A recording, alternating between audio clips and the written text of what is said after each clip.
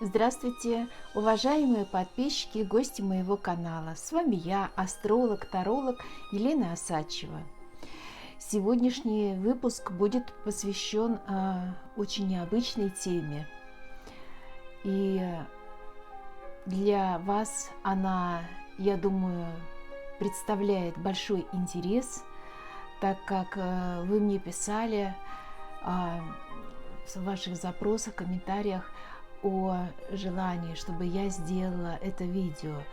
Но не буду испытывать ваше терпение. Сегодняшнее наше видео будет посвящено президенту Российской Федерации Владимиру Владимировичу Путину. Также хочу вам сказать, друзья мои, что это видео выходит, во-первых, по просьбе, во-вторых, мне как человеку самой интересно посмотреть и заглянуть, что из этого получится, какой характер, какой он человек изнутри, что он из себя представляет, и вообще опасен он или не опасен, или полезен, или вреден. Ну, в общем-то, я так же, как и все россияне, не владею необходимой информацией, а лишь то, что нам просто необходимо знать. И сейчас мы приподнимем с вами, дорогие друзья, эту завесу.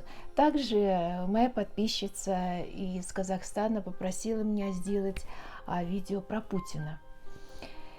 И, дорогие мои друзья, все мои видео имеют значение, знаете, как сказать, это идет от меня, от души, от моего желания, от ваших просьб. Они не проплачены. Я всего лишь выражаю свою позицию и считаю, что имею право так же, как и вы. Итак, мои дорогие друзья, мои подписчики и новые зрители, давайте посмотрим портрет Путина. И по ходу своего расклада я буду задавать вопросы такие, какие мне просто будут приходить на мысли. Посмотрим его личную жизнь, конечно, заглянем. Ну как же без этого? Нам всем это интересно. Хотя я считаю, что личная жизнь все-таки это она на то и личная жизнь. Но мы все равно посмотрим. Мы немножко похулиганим. Итак, мои друзья, у нас тема президент Российской Федерации Владимир Владимирович Путин. И я сейчас разверну видео на стол, на карты. Кто любит наблюдать и смотреть, пожалуйста. Так, посмотрим. Так, Владимир Владимирович Путин.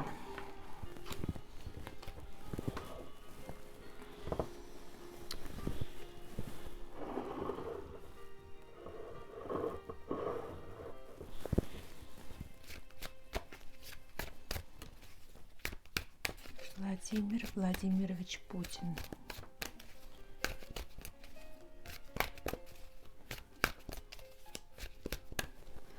Что хочу сказать. Карты очень легкие, очень воздушные. Человек обладает талантом коммуникации. То есть он просто невесомый. Он может договориться с любым человеком, причем на легкой ноте. Он не идет через решение проблемы, а он идет в диалоге, как-то по-человечески затрагивая темы, которые такие понятные и простые, и он с этого начинает решать серьезные, очень глобальные вопросы. Он мастер договариваться, причем он договориться может совершенно с любым человеком и абсолютно на любые темы. У него нет запретных тем вообще.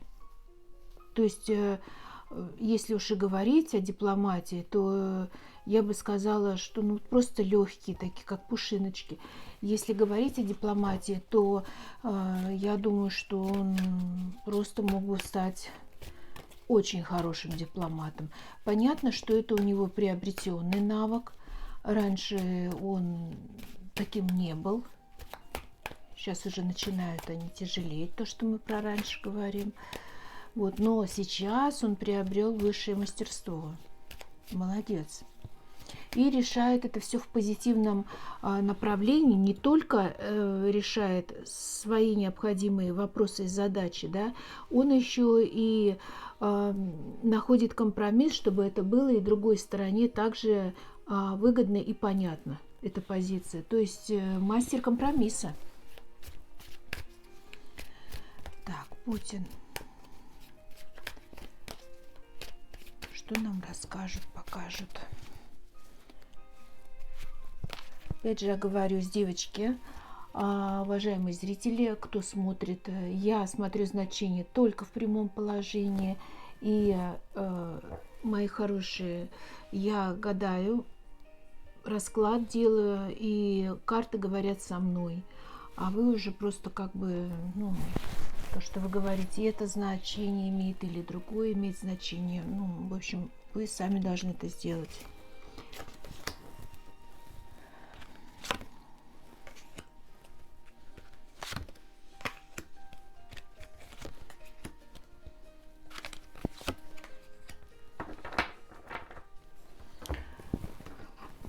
Значит, как я и говорила, человек обладает большим сердцем.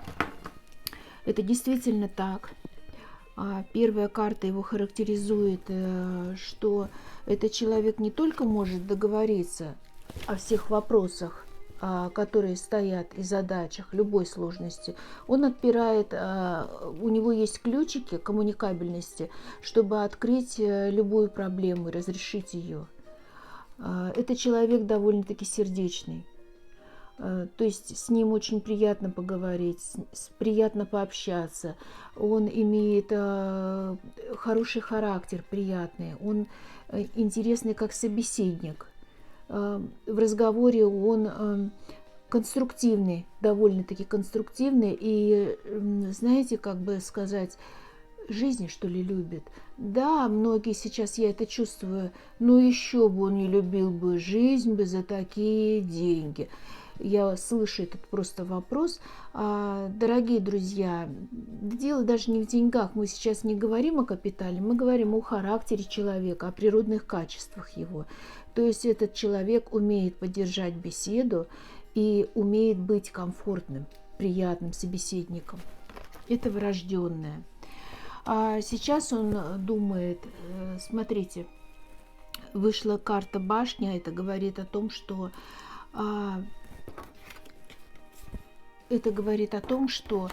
есть проблемы в стране. Башня стоит, да, но она требует реконструкции, и там подлатать, и там обновить, и там сделать. То есть он сейчас думает о стране. Верите вы это или нет, но так оно есть. А он знает прекрасно о всех проблемах. И он реально хочет сделать еще и еще. Вот чем дольше он работает, тем больше, так сказать, у него приходит опыт и потребность душевная, чтобы сделать, здесь вот видите, светлое небо, чтобы сделать лучше для страны.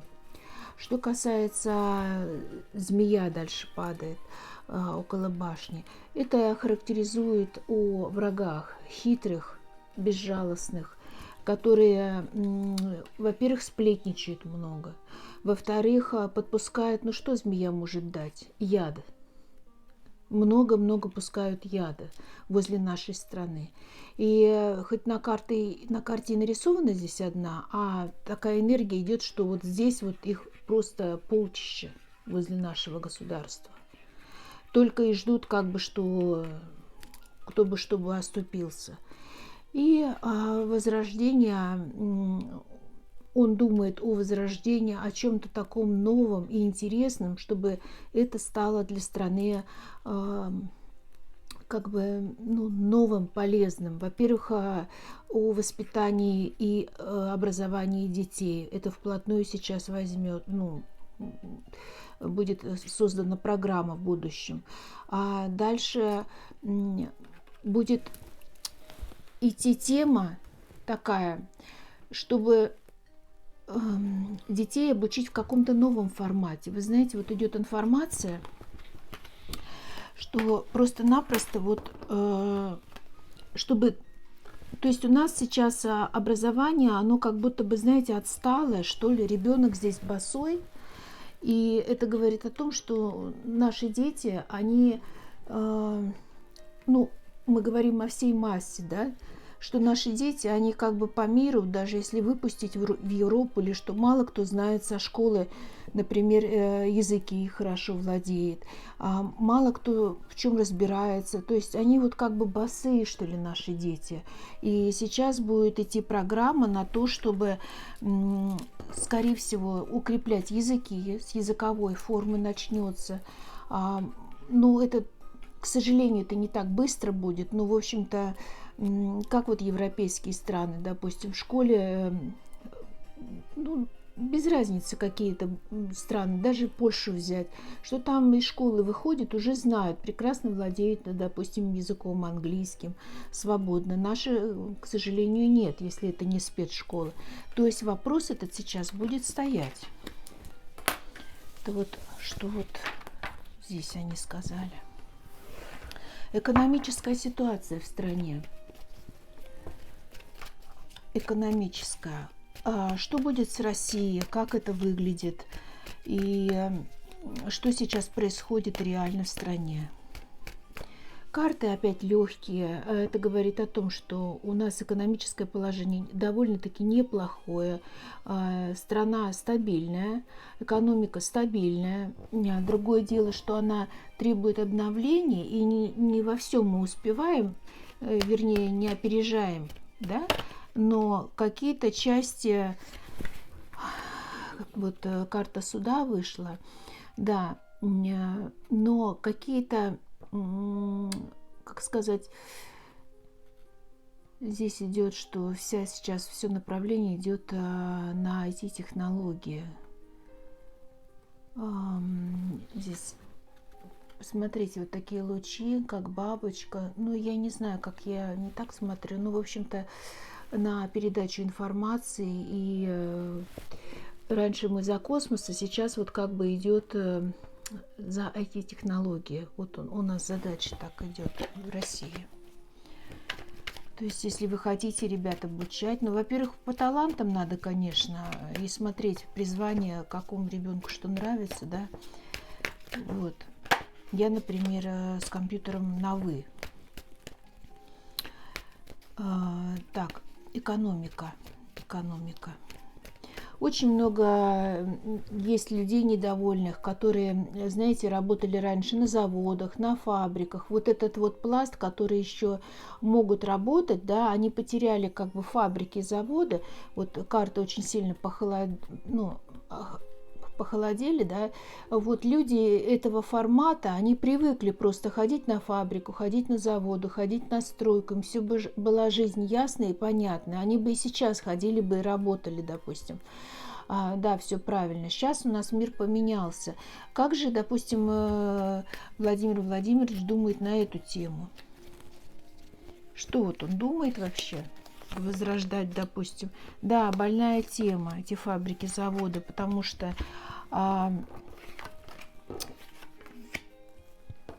видите, больная тема, разбитое сердце. То есть те фабрики, заводы, которые стояли машинки, все оборудование, это все устарело, и сейчас перенасыщение рынка, что даже если эти фабрики и заводы сделать, например, восстановить, да, тут просто,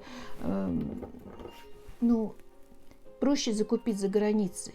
Министерству по торговле там дешевле как бы будет и проще, чем здесь себестоимость. Это вот об этом как бы говорится. Так, а что же вот Россия, экономика, вот, ну, как бы рабочие места, да, это непростой вопрос. Думают, да, чем занять, как что думают, просчитывают. Думают. Да. Все на деньги связано, на деньгах. На деньгах. они думают, как бы сделать так, чтобы народ жил более благополучно. Во-первых, знаете что? Я вижу так, что нашему обществу есть необходимость большая в других профессиях. И, скорее всего, это вот книги здесь, да, вы видите, 8 динариев. Есть деньги на то, чтобы переобучить это население, те, кто действительно хочет работать. Совершенно разные есть курсы, да, лекции читать. Опять же, в профтехобразованиях, дополнительно в школах какие-то вести, допустим, ну, я не знаю, не кружки, а лекции, ну, какие-то такие вот психологические там вопросы, да. Ну, то есть очень, очень много разных таких интересных, увлекательных вещей. И государство рассматривает как бы реально этот пласт, вот это население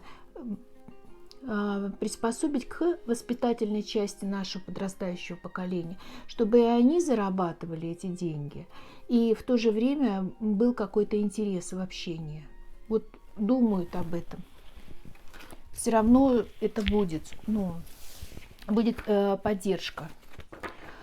А давайте мы посмотрим с вами, дорогие друзья, например, как вы все ждете, личная жизнь, личная. Давайте посмотрим. Личная жизнь.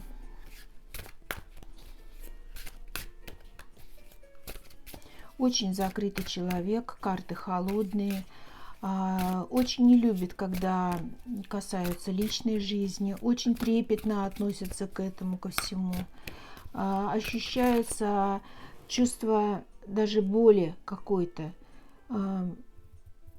Грусть какая-то и боль есть в этом. Такое ощущение, что человек как бы даже разочарован в личной жизни.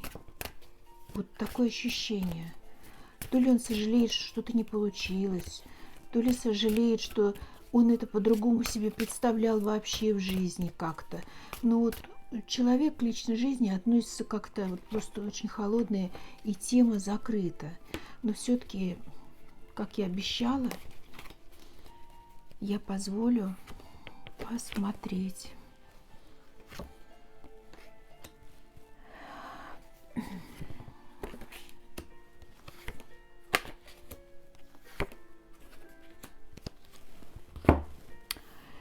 Вы знаете, как он сам говорит, что говорил в одном из интервью, что у него в этом плане все нормально.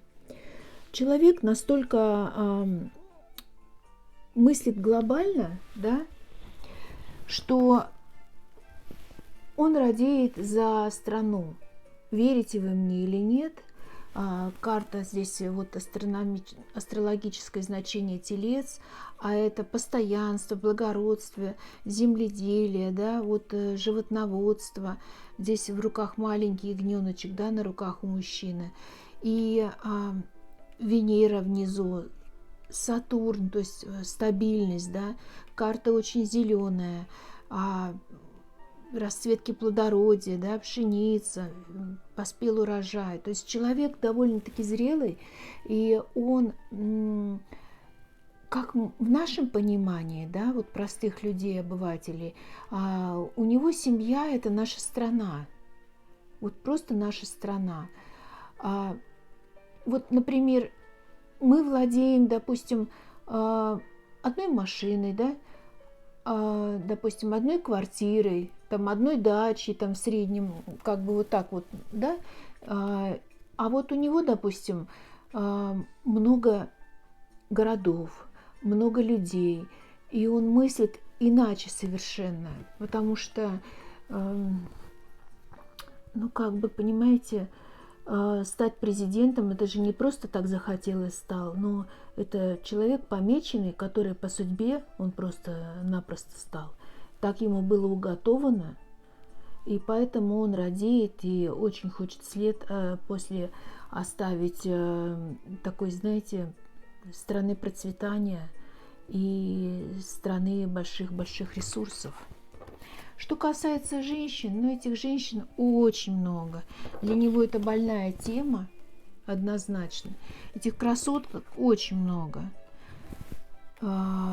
Темы про детей, то есть, ну вот карты как бы не хотят говорить на эту тему, но, скорее всего, он сейчас просто-напросто чисто вот душевно, да, там сказать, в кого-то он влюблен, нет, он ни в кого сейчас не влюблен, он сейчас думает просто-напросто о улучшении ситуации, чтобы все было нормально абсолютно, и чтобы команда нашла такие ресурсы, чтобы для людей, которые или выходят на пенсию, да, или вот-вот выйдут на пенсию, чтобы им создать какой-то бизнес понятный, чтобы вот этот вопрос разрешился, вопрос безработицы и как-то экономически, то есть будут решать обязательно вопрос, и я думаю, что они найдут.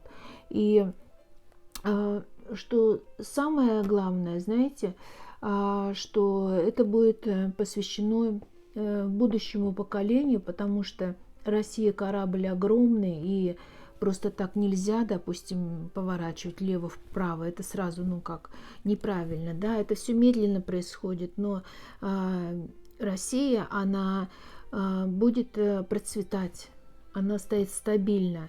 И наш президент – это очень достойный президент, достойный человек. Он, повторюсь, он легкий в общении, он честный человек, он непритязательный. Я даже не удивлюсь, если он кушает простую пищу. Понятно, что это приготовлено поварами для президента предназначено, но я даже не удивлюсь, что он кушает, ну, как бы, все очень-очень простое, природное. Ну, скорее всего, конечно, там выращивается на личном приусадебном участке где-то там что-то, и мясо, и все это понятно. Но, скорее всего, что наш президент предпочитает простую абсолютно еду, каждодневную, простую, что-то не на уровне каш, что ли, то, что мы с вами кушаем. Вот.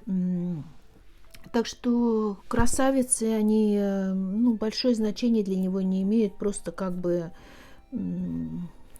есть около него женщина в полном достатке, изобилии, есть она.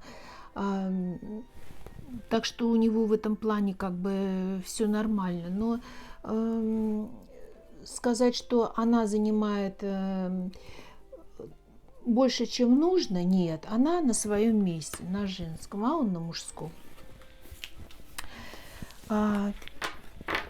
Так что мы с вами посмотрим. А вот по поводу честности, вот какой он президент? Конечно, может быть, это вообще уже как-то, не знаю, можно вопрос такой задавать или нельзя. А вот мы посмотрим. Я знаю точно, что путешествия, допустим, за границей, ну, в частности, допустим, вот одна из крайних бесед вот в Турции произошла, что там турки же они восточные люди, да, и, допустим, зная турецкий язык, я с ними разговаривала, ну вот, понимаете, единогласно вот говорят, что они бы очень хотели бы видеть такого президента. То есть нашего президента Владимира Владимировича любят в мире, уважают. И мы должны нашим президентом гордиться. Просто-напросто гордиться. Я не знаю другого президента, просто-напросто вот, ну, не могу сказать. А что сейчас делает вообще, что делается в Америке? Они своим пафосом, они своим поведением, своей политикой просто-напросто, посмотрите, как они себя ведут. Они просто свой авторитет уничтожили. Вот американцы похожи на русских, свободолюбивые такие, интересные. Пускай они все к нам в Россию приезжают, я думаю, будет лучше. Зачем спорить, зачем там вообще что-то кому-то доказывать? Объединить надо Россию и Америку и закрыть эту тему. Хотя, я думаю, Владимиру Владимировичу это не составило бы труда. Коррупция. Насчет коррупции.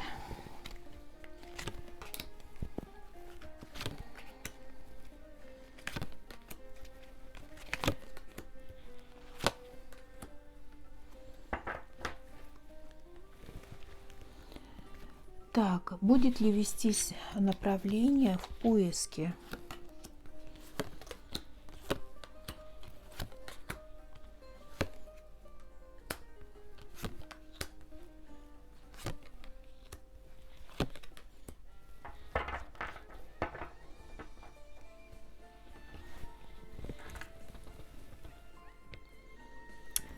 Вы знаете, страна большая, и многое, что, например, делается, это не по велению, так сказать, нашего президента, а это, может быть, находятся такие люди, которые просто-напросто недобросовестные. Кто-то может просто не обладать необходимым образованием, опытом, идут растраты. А кто-то может быть действительно быть нечестным на руку. Но в любом случае направление будет идти в этом направлении, да, и пересматриваться, в общем-то, вообще, ну, как сказать, пересматривать будут систему, структуру контроля и чтобы правильно использовать деньги. Причина в том, что страна большая, и у нас каждый город – это как маленький штат. И получается, сам себе хозяин, и то, что разъединились, да, вот как-то это неправильно. Скорее всего, что продуктивнее система была бы экономическая, если бы заново все объединить бы, и тогда, допустим, нашему президенту гораздо легче было бы управлять и контролировать. Однозначно. То есть здесь как будто бы сам себе хозяин. Вот каждый город, он как будто бы, знаете, вот моя территория. Вот такое ощущение. Вот в каждом городе, видите, вот спиной, как будто бы вот моя территория. Вот сколько карт, я так это вот понимаю, что это такое ощущение, что сейчас такая система, что сделать даже трудно что-либо. Вот такое ощущение. Будут думать, да, будут думать, как и что сделать. Но то, что вы думаете, то, что мы думаем, да, вот для молодых что-то придумают. Все идет, все направление идет на молодых, вся экономика, все сейчас будет развитие, а в стране будут на детей и на экономику.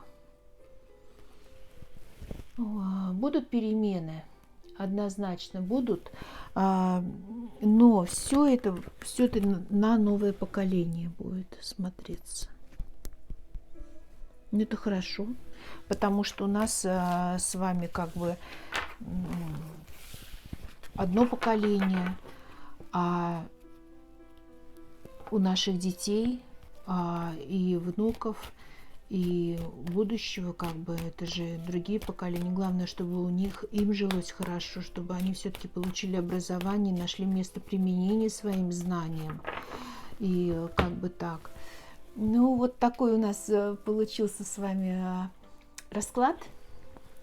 То есть мы увидели, что на самом деле Владимир Владимирович, он человек очень добрый, коммуникабельный, очень приятный человек. То есть, так сказать, не страшно с ним пообщаться, поговорить. Вот, и мне за это видео никто ничего не проплатил, дорогие мои зрители, уважаемые зрители. И это просто по просьбе зрительницы из Казахстана я сделала, и вообще по своему желанию. Ну вот, допустим, города, примеры, да, они вот ведут себя как-то так вот. Не идут на объединение, а сохраняют свои позиции. Как бы есть люди совершенно разные, которые попали на пост каким-то образом. Но все равно идет обновление, идет улучшение. И, повторюсь, идет на молодежь, да, ставки идут на молодежь, на образование, и это очень лестно. Так что, дорогие мои друзья, Про Навального мы касаться не будем этой темы, потому что я делала это в предыдущих раскладах, и мы видим, что это все неправда, все глупости, и ему, конечно, там помогают, но просто как мультфильмы снимают люди и очерняют. Что касается молодежи и вообще, даже если посмотреть, вот сколько человек вышло, да, мизер какой-то, и сколько человек осталось дома и не поддерживают, это в разы куда больше, нежели те, что вышли там бегать. И то неизвестно, откуда они, кто они, откуда они прибыли. Мы этой статистики не знаем. Кто эти люди вообще? Мужчины молодые, все. И кто им это оплачивает? И ну, то есть дело такое, знаете, политическое. Нам с вами самое главное это смотреть за своей семьей, за своим здоровьем, я так думаю, уважать и любить Родину. Я лично благодарю Владимира Владимировича, и очень приятно видеть, что он просто замечательный человек, неплохой человек. И я считаю, что он большой молодец, что обладая таким даром, талантом коммуникации и большим опытом, чтобы держать Россию так на своих плечах и на своем имидже. Хочется пожелать ему здоровья, дальнейших успехов, конечно. И ну, а вдруг Владимир Владимирович меня вот так вот посмотрит, допустим. Ну, я же не знаю. Ну, у меня, конечно, есть одна маленькая просьба. Первая просьба – это, Владимир Владимирович, если бы, допустим, вы бы меня слышали, я бы вас очень хотела попросить, можно ли с центрального телевидения убрать рекламу женских гигиенических прокладок. Мне, как женщине-россиянке, мне это очень неприятно видеть, и я считаю, что это занижает как бы отношение к женщине, ну, изначально. Вот такая вот как бы просьба будет небольшая. И, конечно, издать хотелось бы, конечно, лично, как от гражданина России, да, чтобы издать закон, чтобы вот люди не могли, ну, как вот Навальный, да, вот вам здравствуйте, чтобы не могли агитировать и не могли вот так вот созывать людей на какие-то такие вот поступки. Это, ну, как-то, я не знаю, может быть, как-то сделать в интернете что-то. Вот такая у меня просьба лично к вам. И еще раз вас благодарю за ваш труд и желаю вам дальнейших успехов на процветание России. И вам, дорогие зрители, подписчики, я желаю благополучия, радости. Скоро придет весна, здоровья вам, хорошего настроения, и будем заниматься творчеством, работать на благо и процветание нашим семьям и родным. До свидания, всего доброго, до новых встреч на моем канале.